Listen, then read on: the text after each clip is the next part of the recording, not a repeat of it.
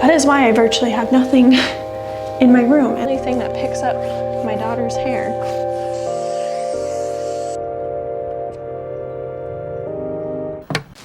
Last week I filmed my closet clean out video, and that was one of the hardest videos that I have filmed. Actually, it was 2 weeks ago. It took me 2 weeks to edit that hunk of a video. It was like originally, I think, over an hour long, and I got it down to 30 minutes. So I want to do kind of like a nice little cozy vlog instead this week.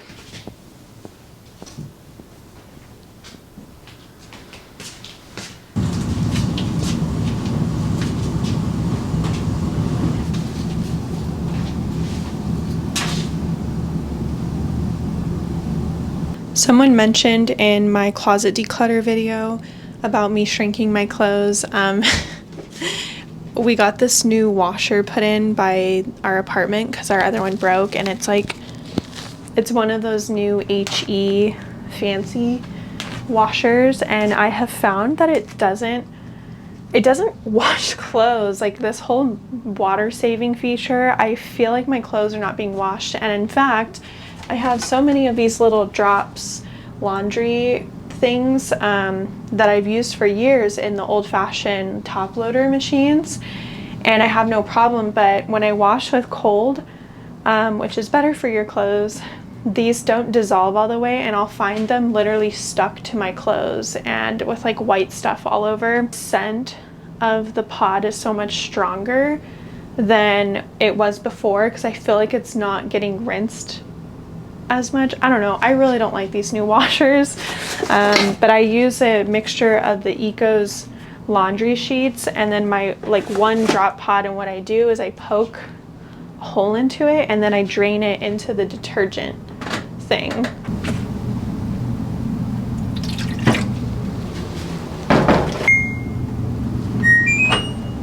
I'm embarrassed to admit that it's been a very long time since I've dusted my blinds. They're really dusty. In Vegas, you're dusting constantly. It's like a big dust bowl here.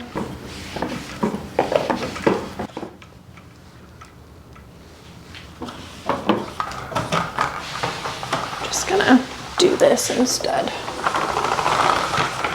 That's so much easier. I know I'm technically not getting the top of the blind, but we'll be here forever if I do that.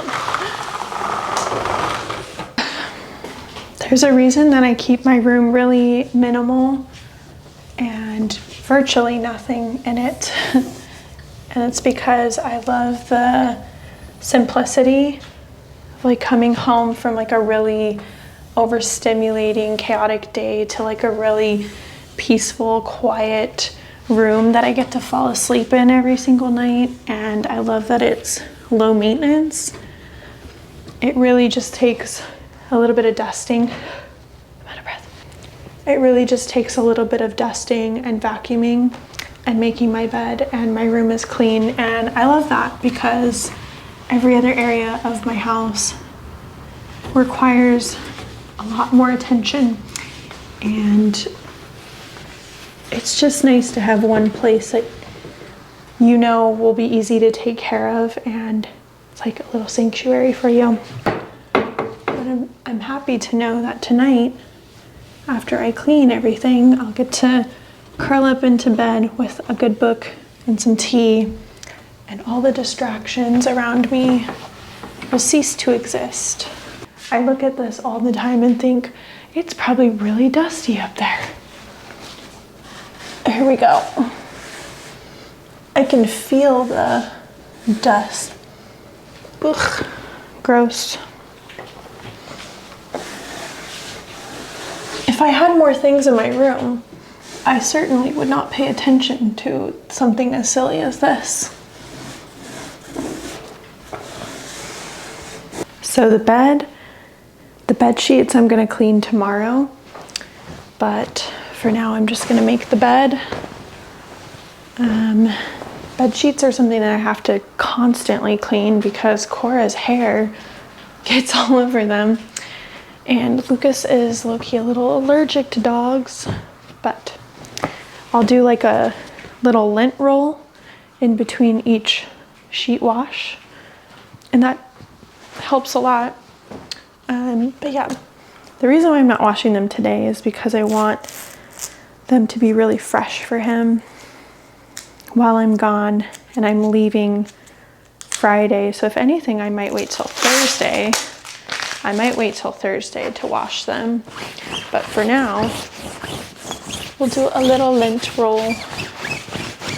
I hate being wasteful.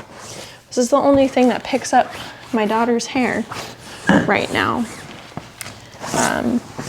on fabrics. The other thing is really good for harder material. I hope you know what I'm talking about. It's like paperless. I can go get it and show you. Hold on. This is the Chom Chom, and it collects in there. It works on most surfaces, I would say, but just not fabrics that move. I guess it kind of works on this, but sometimes I feel like it doesn't. So like I have a sheet that's on top of our bed. Because that sheet moves, it doesn't pick up as well. So yeah, I like to use this on like the rug or Cora's bed because it doesn't move. Okay, I have to put this blanket over top of, I have to find the side with all the hair. Okay, this blanket over top of the pillows because Cora likes to rest right here, and if I don't have them covered, she will basically get hair everywhere. And then we have this white one that just kind of goes over top.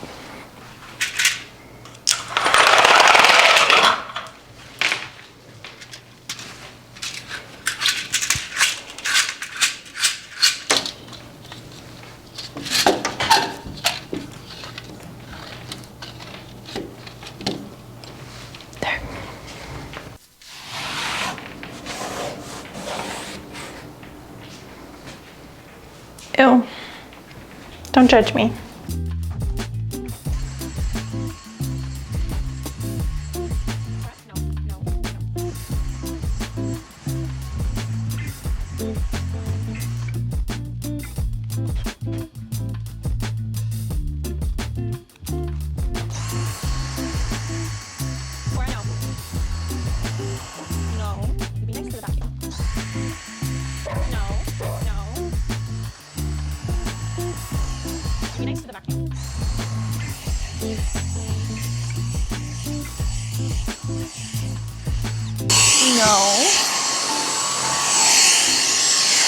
No, Cora, come here. Come.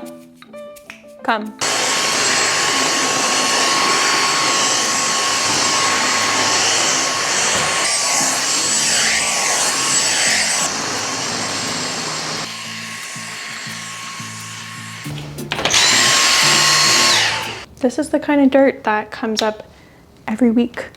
Yes, every week. Having a bunch of stuff everywhere would make it a lot harder to get all of that. This is what a puppy dog gets you. This is because of you, you hairy doggy. I started to pack for my trip, part of it, so I'm not putting any of this away. I'm gonna leave it in this basket, but this is not mine. This is mine. And these are not mine.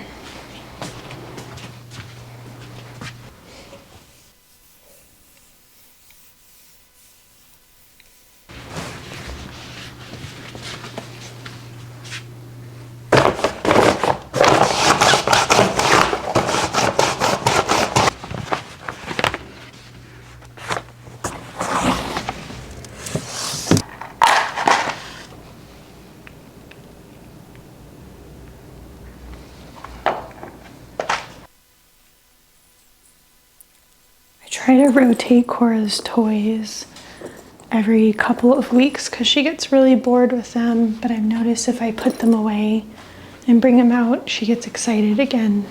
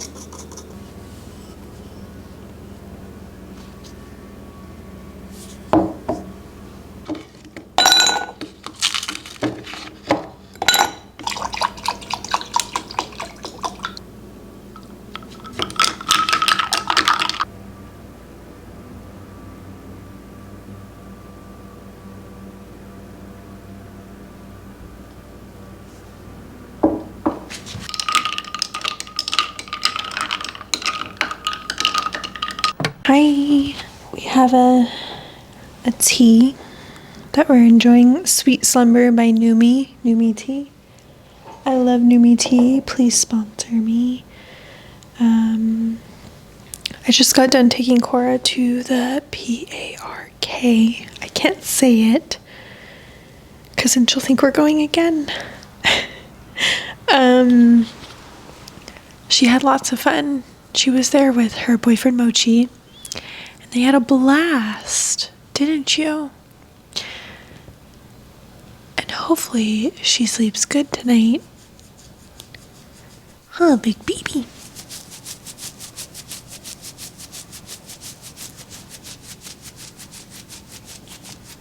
Hiccups. I have a little reading update. The Wren. I don't like this book, you guys. In fact, I kind of hate it. I don't know where we're going with this. I'm lost. The writing is really odd. I just feel like life is too short to suffer through a book that you really don't like. And so I think for now, I'm going to put this back on my shelf. And maybe when I get a little smarter, I will try and read this again. But if I don't see myself reading it in like the next year, I'll probably get rid of it. Maybe even sooner. It's unfortunate because I don't have many signed books. In fact, I think this is my only signed book. And I think that's cool. But yeah, I'm struggling. But I did get the audiobook, so maybe I will listen to this on the airplane and see if maybe like it helps restart my brain or something. And I got Children of the Ghetto by Elias Corey. Can you see it? I think this book it's like a collection of notebooks that was published by Elias Corey, but they're not his notebooks. They're the notebooks of Adam Danon, who died in a fire. And so these are, yeah, like it sounds like this is not his story, which I thought, why not put the other guy's name then? I'll just read it.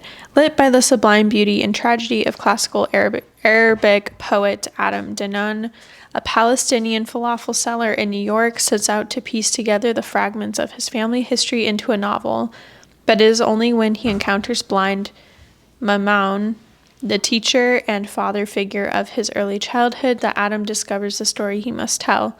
Mamoun's testimony brings Adam back to the first years of his life in the ghetto of Lida in Palestine, where his family endured thirst, hunger, and terror in the shadow of a massacre. With unmatched literary craft and burning empathy for the oppressed, Corey peels away layers of lost stories and repressed memories to reach the heart of Adam's trauma. Children of the Ghetto, My Name is Adam weaves history, memory, poetry, and atrocity in spiraling memorial to the Nakba and the strangled lives left in its wake. It sounds very intense. That's a reading update. Cheers. Bitch, that's hot. There's a dog hair in it. Ew.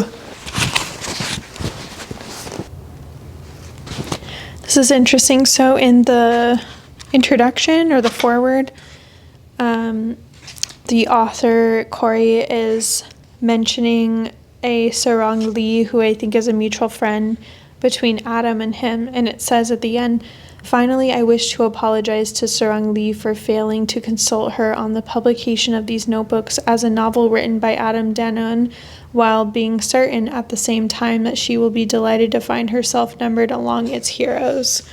So yeah, she didn't even know that they were being published, and I believe she gave him the notebooks of Adam. So that sounds very juicy.